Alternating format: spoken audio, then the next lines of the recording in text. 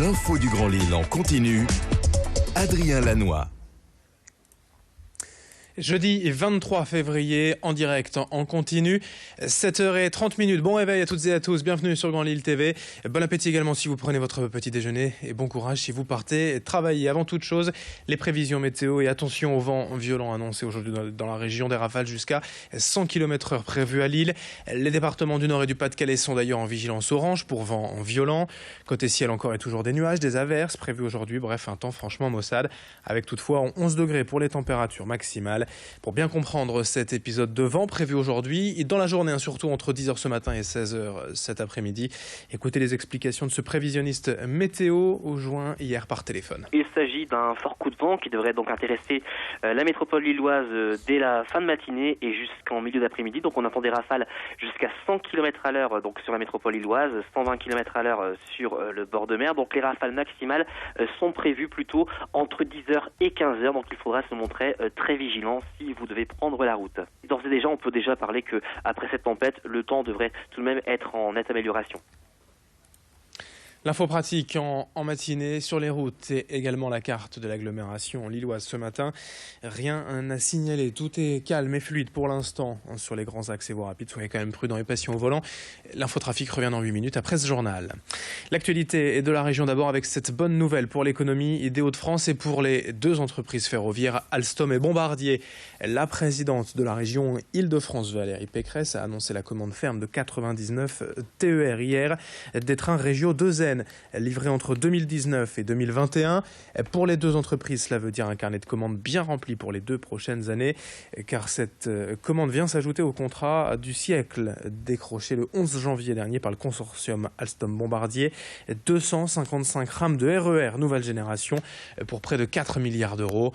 Le président de la région des Hauts-de-France, Xavier Bertrand, était bien évidemment présent pour saluer cette annonce porteuse d'emploi et de perspectives positives pour l'industrie régionale.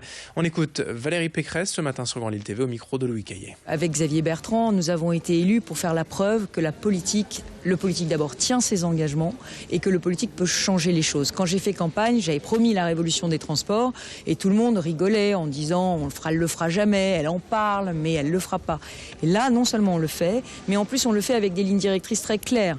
Tous les trains seront neufs ou rénovés d'ici 2021 en Île-de-France et on commence par les plus éloignés. On commence par les déshérités des transports. On commence par la ligne R, Montreux-Melun, qui recevra des franciliens. On a commencé cette année par la ligne K, qui va jusqu'à Crépy-en-Valois, qui était une ligne abandonnée.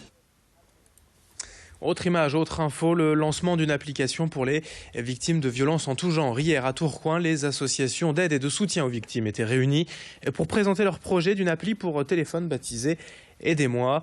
En France, chaque année, 300 000 victimes sont accompagnées par près de 130 associations. Mais pour être mieux connus, ces services d'aide ont voulu se rassembler sous la bannière France Victimes. 4 associations dans le Nord, 3 dans la métropole lilloise font partie du projet.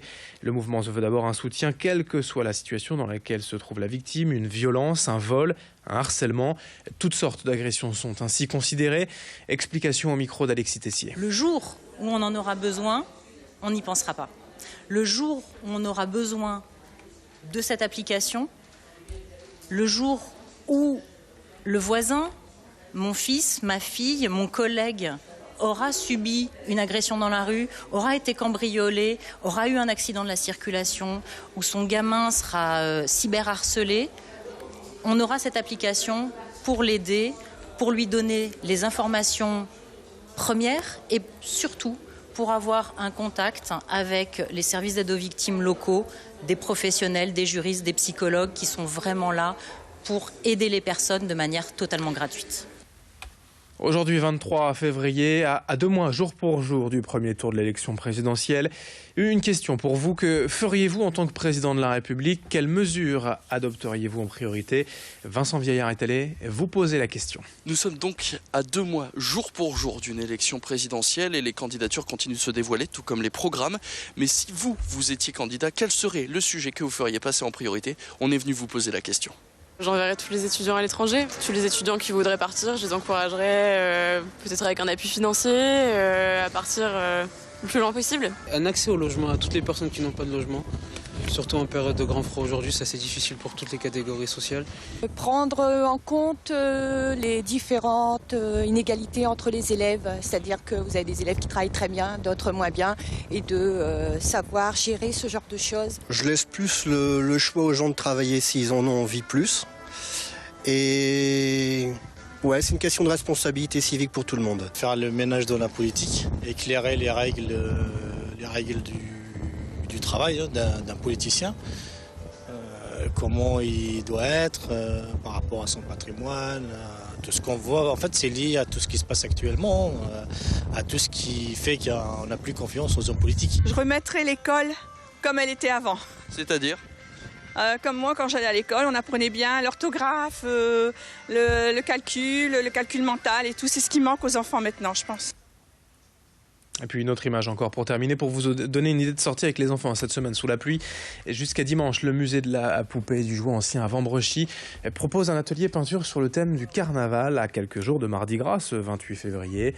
L'occasion d'occuper les enfants avec une activité manuelle et de découvrir ce musée créé en 1998 par un passionné de jouets anciens, poupées en porcelaine, reconstitution de la guerre 14-18 avec des figurines ou encore des jeux flamands traditionnels. Il y en a pour toutes les générations. Il faut compter 2 € par personne pour l'activité peinture, plus l'entrée au musée. De quoi animer quand même les après-midi pluvieux cette semaine. Edil Gunay s'est rendu dans ce musée à Vambrechy et on écoute les explications du fondateur des lieux. Pendant les vacances scolaires, on propose depuis déjà bien longtemps des activités manuelles pour les enfants. Et en ce moment, donc, nous sommes à la période de février, donc période de carnaval. Donc on propose des petits masques à décorer qui sont ici. Les enfants peuvent décorer eux-mêmes avec l'aide des parents, évidemment. C'est la bonne franquette, hein, comme tout ce qui se passe ici dans le musée. Puis l'enfant, il repart avec son petit masque qu'il a peint. Il a rajouté des petites pastilles dessus pour décorer. Puis il est tout à fait content, quoi. Puis à côté de ça, ils vont visiter le musée.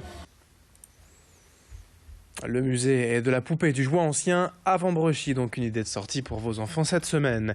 7h37 en direct, dans un instant à suivre vos prévisions météo et l'infotrafic. Merci de votre fidélité.